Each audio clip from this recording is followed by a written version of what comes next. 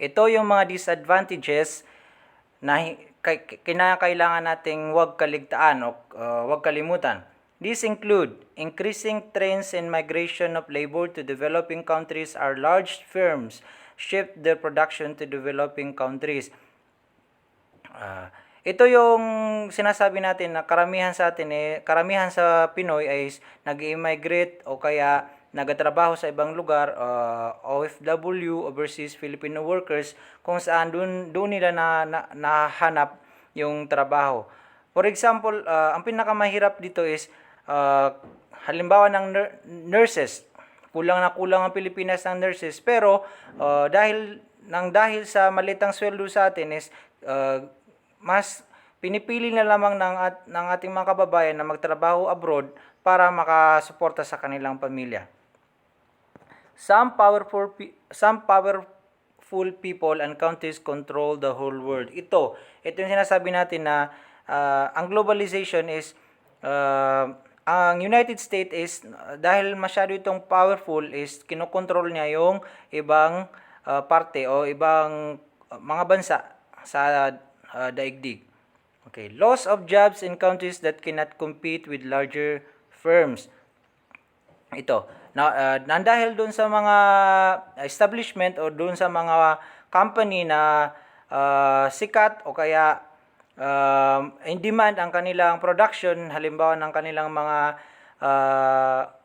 items or kaya materials na binebenta, is nawawalan ng trabaho yung ibang manggagawa sa ibang mga factories, companies dahil na rin doon sa pagkalugi. Okay, increased dependency on each other. The recent financial crisis is a good example of that. Itong increased dependency on each other is nakadepende ka na lamang doon sa doon sa kita ng isang kita nila at saka kita mo. Halimbawa na lamang nito is tayo migrate tayo,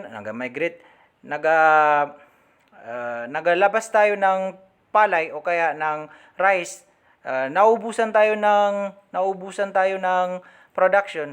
So ang kita natin is nakasalalay lamang sa kanila. Kung bibili nila yung ating paninda, doon lang tayo makakakuha ng ating source of income.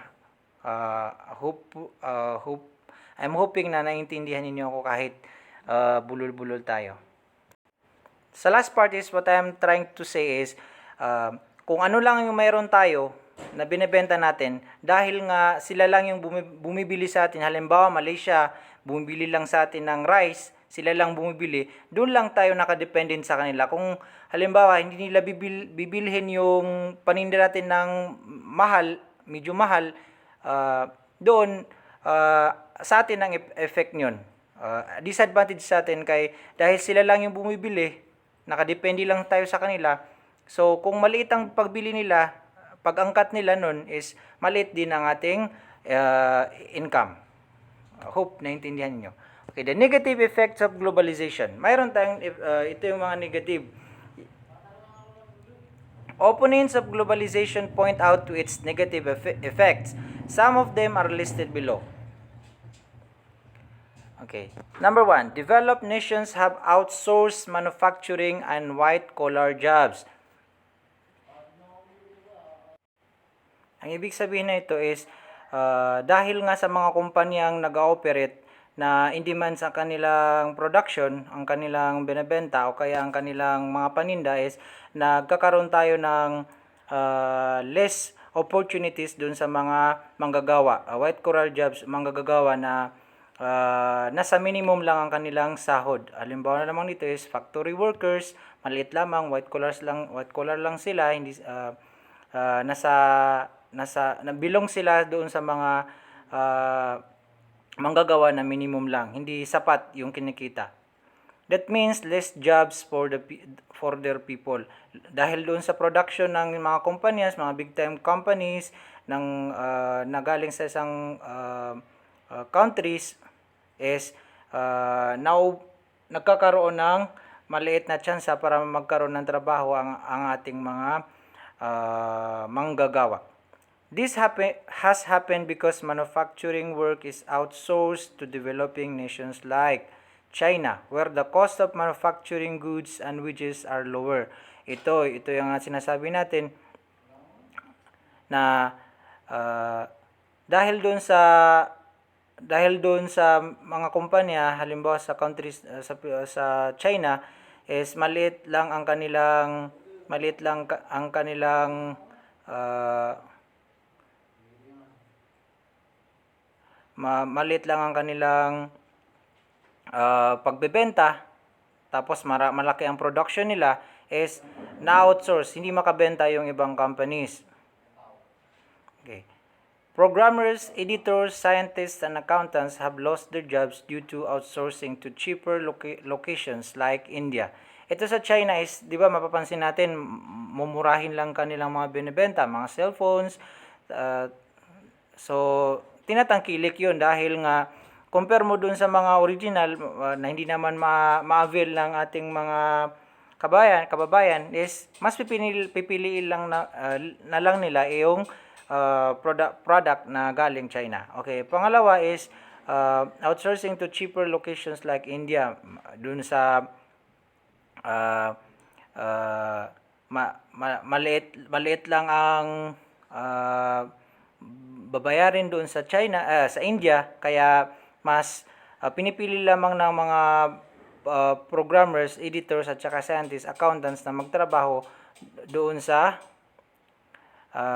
lugar na hindi masyadong mahal yung cost of living.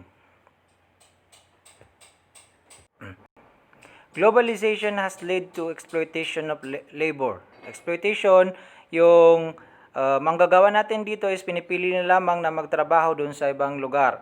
Prisoners and child workers are used to work in inhuman conditions. Ito, yung mga prisoner natin, mga inmates, at saka mga kabataan na wala pa sa hustong gulang, is pinapagtrabaho na ng against sa ating batas. Safety standards are ignored to produce cheap goods. Halimbawa na lamang natin sa mga factory kung saan kinakailangan ng protective gear. Halimbawa sa pag-building, mga companies na sa vulcanizing, halimbawa na lamang doon, is ang safety standards protocols hindi na nasusunod dahil upang maliit ang kanilang ma-provide na gastos doon sa kanilang production. Okay. Job insecurity. Ang ibig sabihin ng job insecurity is dahil nga doon sa atin dito, pagdating natin sa ang doktor natin dito pagdating sa United States of America, sa ibang lugar, is ang trato sa kanila doon is parang nurses lang. Kasi nga hindi nila nilelevel yung natapos natin kaysa doon sa kanilang educational background. Earlier people had stable permanent jobs. Yung earlier people had stable permanent jobs. Kung sino yung nauna, is siya lang yung hindi matanggal-tanggal. Halimbawa na lang natin dito sa Pilipinas is yung contractual. Yung contractual kung saan kung hindi ka na permanent sa isang trabaho, contractual ka lang, hanggang kamatayan mo, contractual ka lang. Although mayroon tayong batas na sinusulong na tanggalin na ang contractualidad, is mahirap pa rin dahil nga doon sa kulang ang ating profit. Kulang ang source na pinanggagalingan ng pera ng Pilipinas. Now people live in a constant dread of losing their jobs to competition. Okay. Dahil nga sa competition ng mga companies, mga organization, kung ano pa man dyan, is dahil para maliit lang yung mapasweldo sa kanilang manggagawa, is mabuti na lamang nila na bawasan na lamang ito para hindi rin sila malugi. Increased job competition has led to reduction in wages and consequently lower standards of living. Yun. nang dahil na rin dun sa, so kung sa ating pang mga Maranaw, nagbenta ako ng pineapple, tapos tumabi ka naman sa akin, pineapple din ang binebenta mo, tapos yung pangatlo na namang tindahan is pineapple na naman, doon nagkakaroon ng bagsakan. Hindi tayo makabenta, tapos hindi rin tinatangkilik yung trabaho natin. Pangalawang ano dito is, kung mapapansin natin sa mga Maranawis, nagbenta ng pancake. Sa una, napakasarap. Kompleto yung lasa, malaki.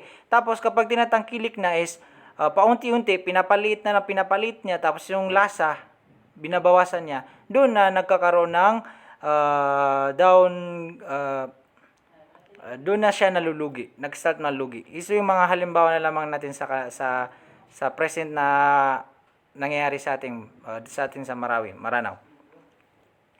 Terrorists have access to sophisticated weapon, enhancing their ability to inflict damage. Terrorists use the internet for communicating among themselves. Ito, yung ating mga terorista is nagkakaroon sila ng yung tinatawag natin sophisticated is yung unique. Hindi natin wala sa pakiwari natin na magagawa nila ang isang krimen using halimbawa na bomb na through cellphone lang. Okay. Companies have set up industries causing pollution in countries with poor regulation of pollution.